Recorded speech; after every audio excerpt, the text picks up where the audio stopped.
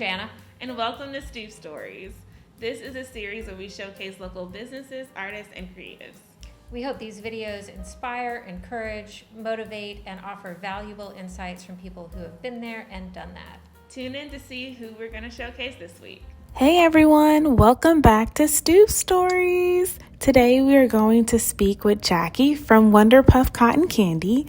Wonderpuff Cotton Candy is located in Boxyard RTP, and it is a place of magic, love, and peace. Stay tuned to see how Jackie and her family started this amazing and fun store.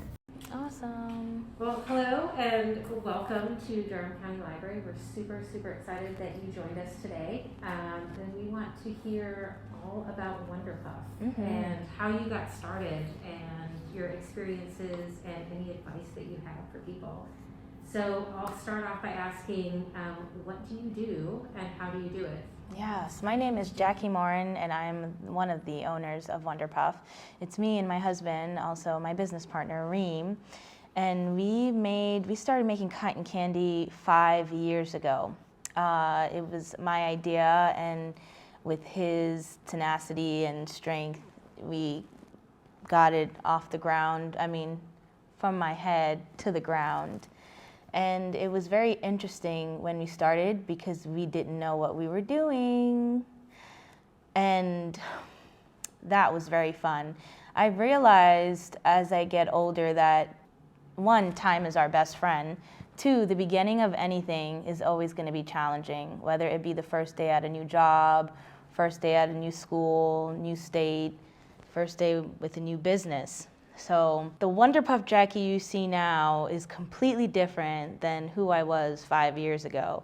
I didn't know, I couldn't find my knee to my elbow kind of situation, but all I know is that I wanted to create a really fun, beautiful, easygoing product that can bring people together. The intention for Wonderpuff, I guess you can say the mission statement, was to bring joy to people. It was during the time with the Black Lives Matter movement, mostly happening in Ferguson, and the rise of Islamophobia. We are Muslim. I am first generation American. And so it just seemed like there was a shift happening in America, and it made me very uncomfortable and very sad. And I wanted to combat that with something sweet. Initially, I knew that I always wanted to be an entrepreneur.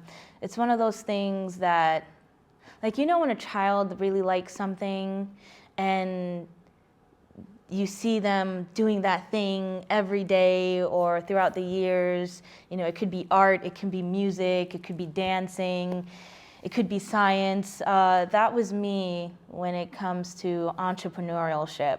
And I knew around the age I was 9 that I always wanted to create my own foundation, however big or small.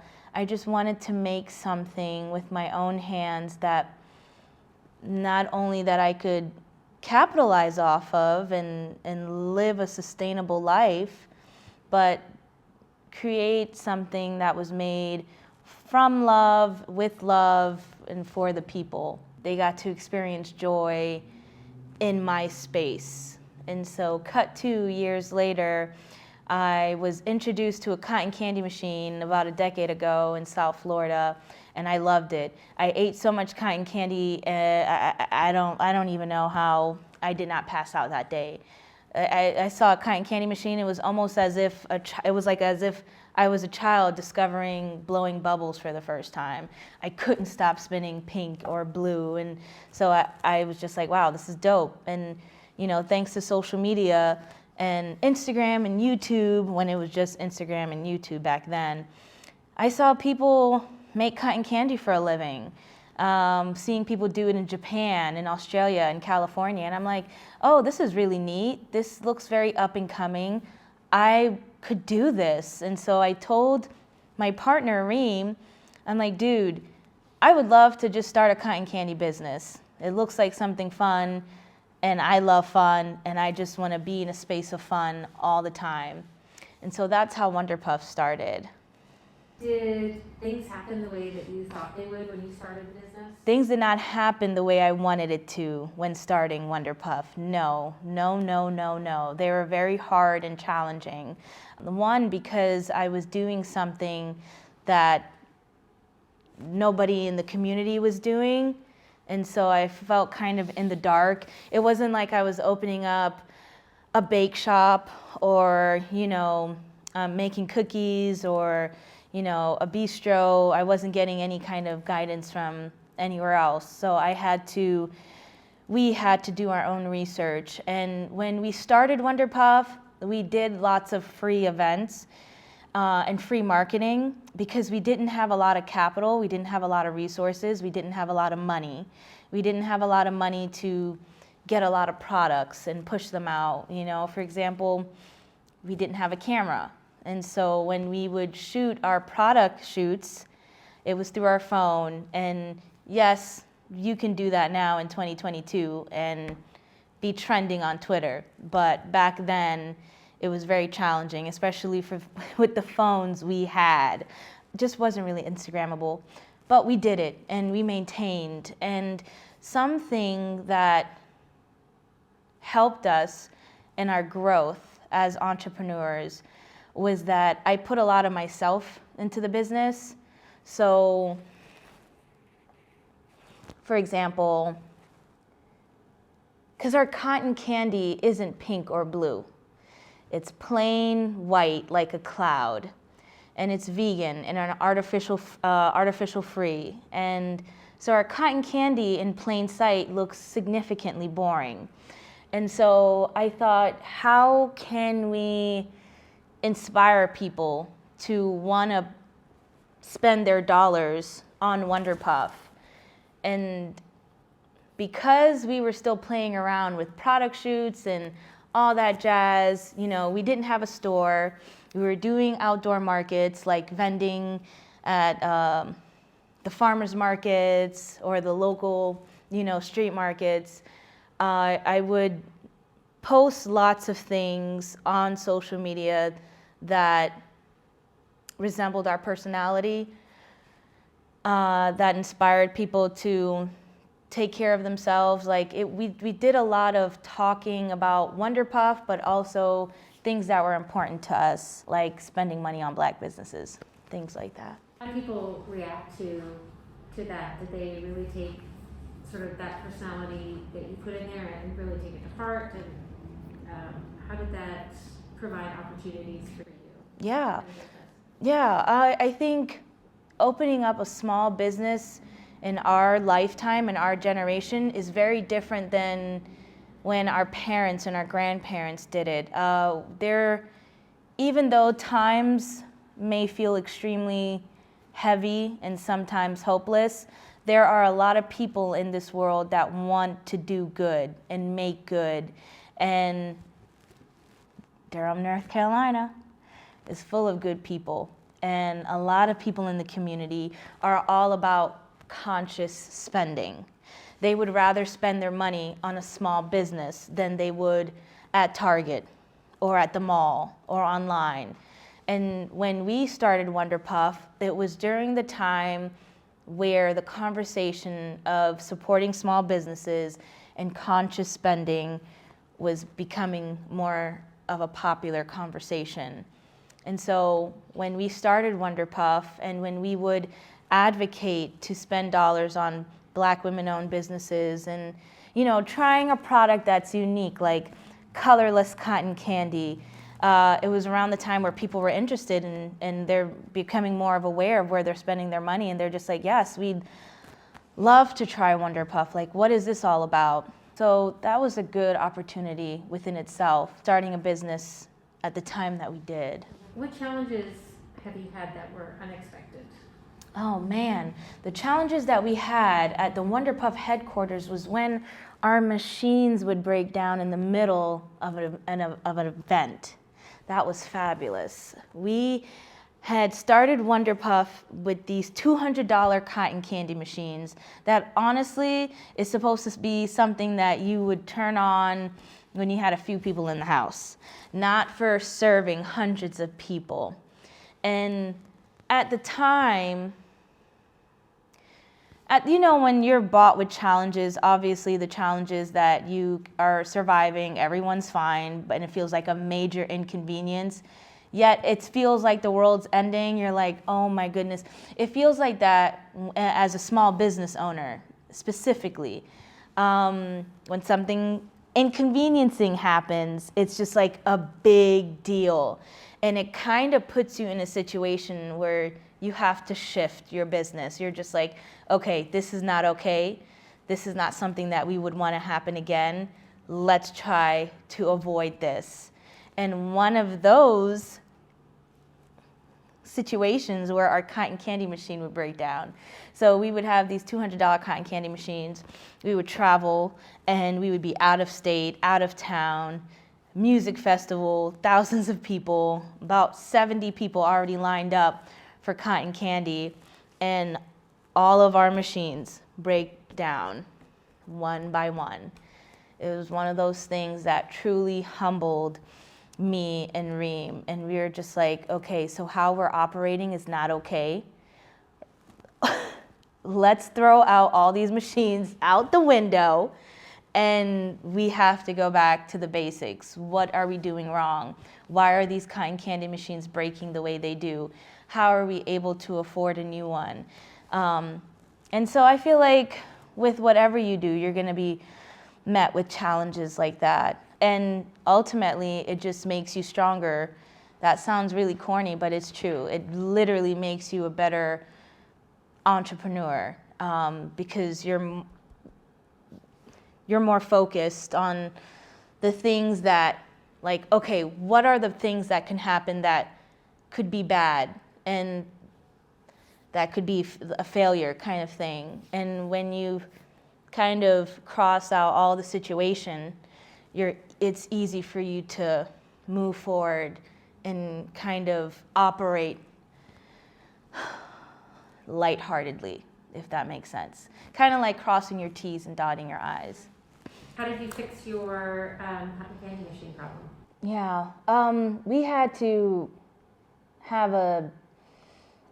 eat some humble pie. We had to, what do the kids say, take the L, and realize that we are making a common mistake and that we can't continue to make that mistake. And since we were in our first year in our business, we didn't want to take out any kind of bank loans or any kind of credit because we knew we couldn't afford it. It's that simple.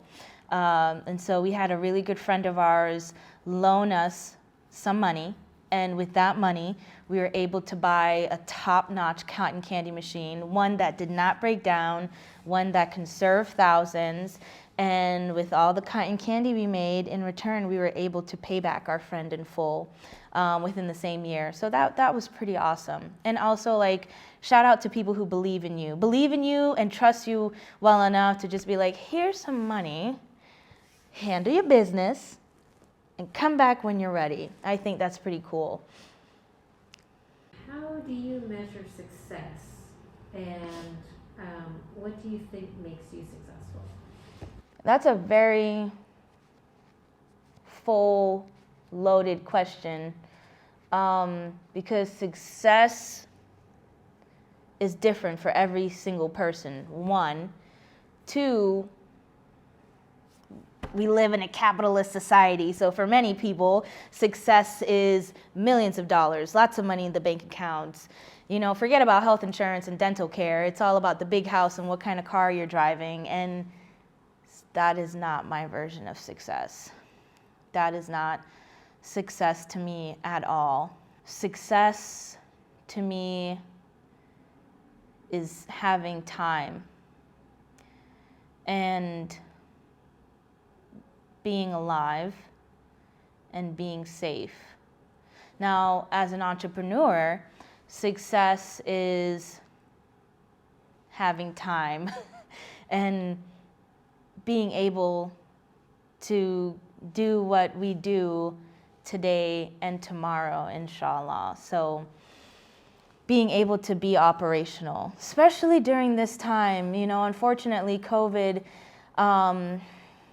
not only took lives, but it took businesses phenomenal businesses that were around when our grandparents were our age. And for Wonderpuff to be sustainable today during a time that feels so unprecedented and so unpromising is a huge honor. Now, that doesn't mean that when I look at my sales number that I compare it to my neighbors.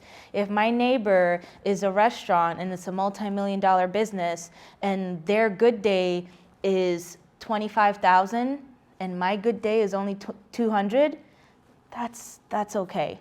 You know, oftentimes we kind of look at other people's plates and be like, well, you have more broccoli or you have more cucumbers, and we're not really focused on what we have right in front of us.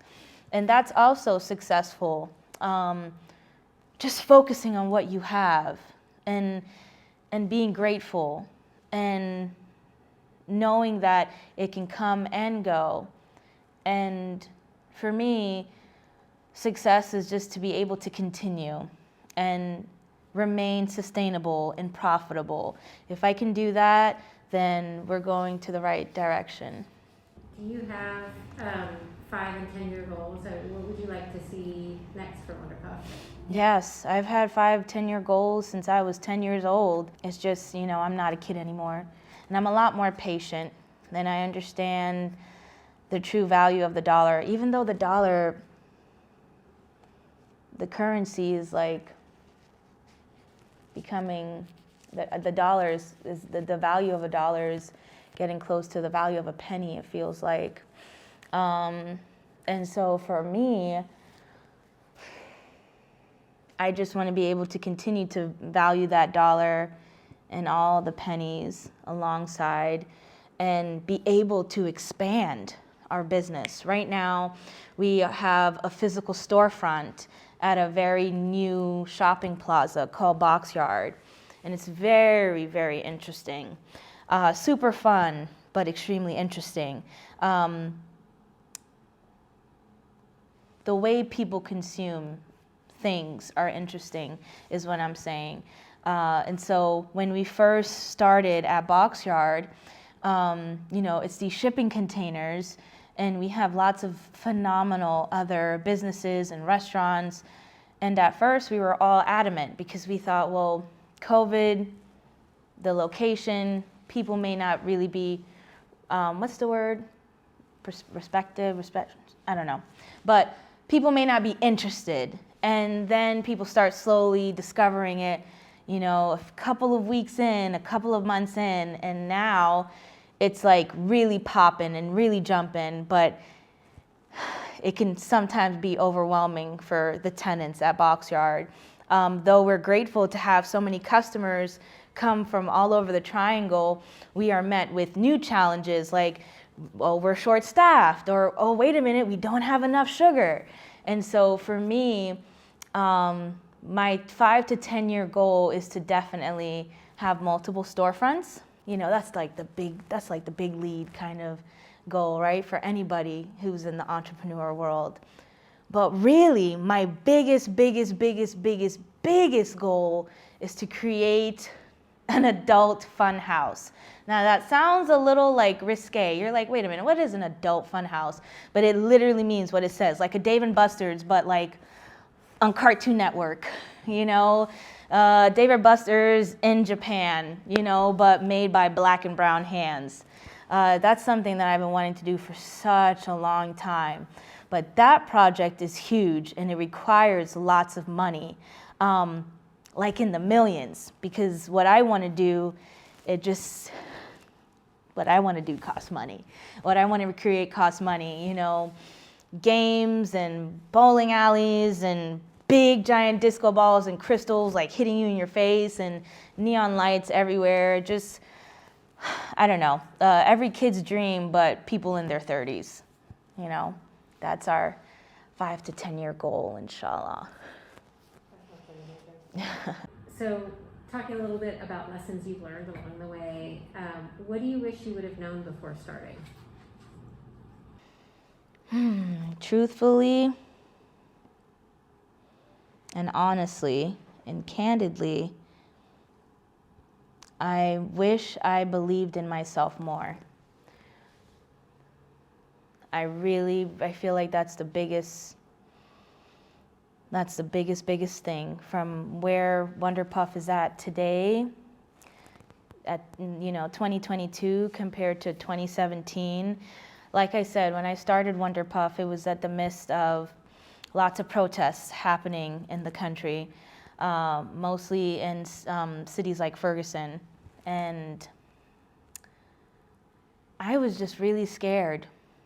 Like I've never experienced such fear like that before. And I also think it's because I started developing this relationship with the media where I've just like glued to it and, just feeding myself so much information that honestly one person cannot and should not handle. And so my mental health wasn't really at its healthiest. But yet, I knew that I wanted to do Wonderpuff. And if it wasn't for my husband, I wouldn't have done it at all. It was that push. I guess it was somebody else believing in me that helped me and that prompted me. But I definitely believe that if I had believed in myself more, the way Reem did, I would have been a lot more demanding. I would have been like, no, I don't want this, I want this. Or we're not settling for that, we're gonna do this. Or you know what, let's not do this project, let's do this. And just believing. I feel like that is the biggest antidote for anything a human being is doing in our life, is just believing in ourselves. I feel like that's like the first step, right? The first step and the first ingredient is to believe. So I really wish I believed in myself more, and still do. I'm still working on that. Is there anything you do differently if you did it all again, aside from believing in yourself? Yes, I would do everything completely different. I wouldn't take 3 broken machines to a music festival. I would ask and demand for resources. I would learn how to do grants. I would ask for help, especially that. And it's not like it's a pride thing. It's not like, oh, I don't want to ask for help because I'm better than that. It's more so like, oh, I don't want to ask for help because I don't want to be an inconvenience, and my dreams are this small and everybody else in the world, and you know what I'm saying? Always putting myself in the back burner kind of situation. No, I feel like, oh man, in order to get things done, you really just have to do it yourself kind of things when it comes to certain things. And also asking for help, because no one's going to read your mind. No one's going to say, you know what, she seems like she's struggling. I'm going to go ahead and offer my help to her, And so kind of normalizing help. Be like, hey, listen, actually, I don't know how to do a business page, or I don't know how to make a mission statement. What's going on here, And it wasn't until our second and third year of Wonderpuff was when I started doing all that, when I started meeting other small businesses, Black-owned businesses, Black female-owned businesses, and I started seeing how they were operating and the things that they were doing. And then I started talking to more and more people, and I'm like, the resources and the help and all that was there from the very beginning. All you had to do was ask ask somebody for the direction. Where do I go? I wish I did that sooner. What would you do the same way? Oh, the way we normalize uncomfortable conversations on social media, the way I amplify Black women's voices, the way I amplify Muslim women's voices, the way we amplify queer people's voices. We love doing all that. We love highlighting the marginalized community because we still live in a violent world that does not want us to exist. And majority of our consumers and our supporters and our customers are all white, cis people. Something that we are not. And so to continue to amplify our voices, not for their knowledge, not for them to get access to, education, but to amplify our voice, because it's just like, why not? We exist, And so I wouldn't change that at all. I love doing that. I love doing that. You know, for example, what's going on overseas, we all know what's happening there right now, and I'll casually remind people like, hey, guess what? There is famine and genocide happening right here in our own state, in our own land. Please, let's not forget those people as well. You know, and kind of normalizing those conversations. There's enough empathy and love to go around. And oftentimes, in our society, it is not given to the people that deserve it and that desperately need it, which is the marginalized community. So I like to remind people that, and we always have.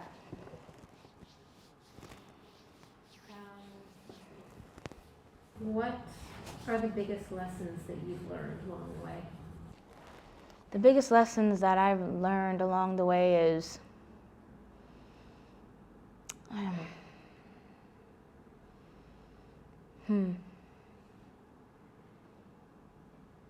like I said earlier, believing in oneself. And sometimes I forget that we have a good product, right? Like, people would hire us and they would want to give us thousands of dollars, and I would be like, huh? And then we'll make the product, and then the house or the shop or wherever we're at is filled with Wonderpuff sugar. And I'm just like, well, damn, that smells really good. And then I'll taste it. And I'm like, oh my goodness, this product's amazing. Why am I not? Remember that you're like, well, we're good. We're doing good stuff here. There's good stuff here. And oftentimes we forget that. Oftentimes we forget that there's good stuff here. But I think life outside of Wonderpuff is definitely what shifted me. Time, age, growth, COVID, you know, living in Trump America, capitalism, all of that. I'm grateful for Durham because Durham also taught me to decolonize my mind. You know, I never knew what that was until I moved to North Carolina, until me and Reem, we became more into the Black community and the art community, and we just saw you know, our beautiful Black people living their pure, true selves. And, you know, a lot of community members talking about decolonizing their mind and unlearning and undoing and all of that jazz. But what definitely shifted me as a person was the life and death of our firstborn child, Juniper. And everyone knows that story because I talk about it all the time, and I normalize that conversation because I did not realize how many millions, not thousands, but millions of people experience pregnancy loss and miscarriages. Even families with healthy children, 5, 7 children, you know, that mother or that parent who's carrying that child, they were experiencing multiple miscarriages before they had all those healthy children. And so I never thought in my entire life that I would experience something like that until it happened to me and Reem. And I see life completely different now. What advice would you give someone starting out? That the beginning is always the hardest. And to believe in yourself and to make other people believe in you and to go gentle. That's been my phrase since Juniper. That's my motto in life. You know, if I haven't sold a thing all week, I'm just like, go gentle. Like, we're gonna go gentle with this. We are not gonna hold it. We're not gonna hold it in our chest. We're not gonna hold it in our stomach. We're not gonna hold it in our womb. We're not gonna make ourselves physically sick. We are going to go gentle. And we're not gonna be hard on ourselves. I feel like that's like the biggest advice that I can tell somebody, especially someone young, someone queer, someone Black, brown, indigenous, to just go gentle and to not be hard on yourself, and that everything will fall into place when it does. Like I said, when we start the beginning of anything, we kind of always picture the end goal, like the finish line, and like we want to get to that finish line the moment we start. But that's not how life is designed, and we have to accept it. In order to go to the finish line, you're gonna get rained on. You know, hell, you may even stumble on an earthquake, and you're gonna climb right back up, and you're gonna thrive, and you're gonna find the gold and the diamond. You know, especially people who start businesses with no money. There are no Kardashians here. We are not multi-billionaires, quote unquote, who are self-made, who can take out $3 million to start, you know, a company that can add into the pollution in the world. And a lot of the time, small businesses start with very little to no capital, just like Wonderpuff. And that's okay. Take what you have, use what you have, and exhaust all your resources, and ask for help along the way. And you will get to where you're going, and it will be great, and everything will be fine. Thank you for coming today. We appreciate you coming, and we're so excited about Wonderpuff and that it's part of our community. Yeah. And we hope everybody will come and visit you out of Boxyard. Yes, thank you so much for having me. This was so fun and impactful and good for the spirit. For ours too. I'm smiling, by the way.